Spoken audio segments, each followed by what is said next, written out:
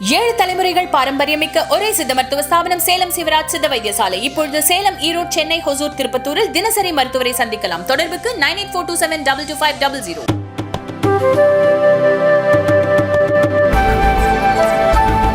பெண் பத்திரிகையாளர்கள் குறித்த சர்ச்சைக்குரிய பதிவு தொடர்பான வழக்கில் நடிகர் எஸ்.வி. சேகருக்கு 1 மாதம் சிறை தண்டனை விதித்து சென்னை சிறப்பு நீதிமன்றம் உத்தரவிட்டுள்ளது. கடந்த 2018ஆம் ஆண்டு பெண் பத்திரிகையாளர்கள் குறித்து தரக்குறைவாக விமர்சித்து நடிகர் எஸ்.வி. சேகர் தனது சமூக வலைதள பக்கத்தில் கருத்தை பகிர்ந்திருந்தார்.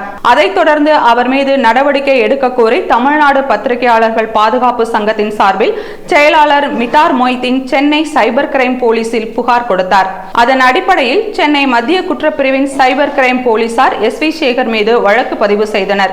இந்த வழக்கில் 2019ஆம் ஆண்டு சென்னை மாவட்ட ஆட்சியர் அலுவலக வளாகத்தில் உள்ள MP, MLA-க்கள் மீதான வழக்குகளை விசாரிக்கும் சிறப்பு நீதிமன்றத்தில் குற்றப்பத்திரிகை தாக்கல் செய்யப்பட்டது. விசாரணை முடிவடைந்து இன்று தீர்ப்பளித்த நீதிபதி G. ஜெயவேல் புகார் குறித்த குற்றச்சாட்டுகள் சந்தேகத்திற்கு இடமின்றி நிரூபிக்கப்பட்டுள்ளது.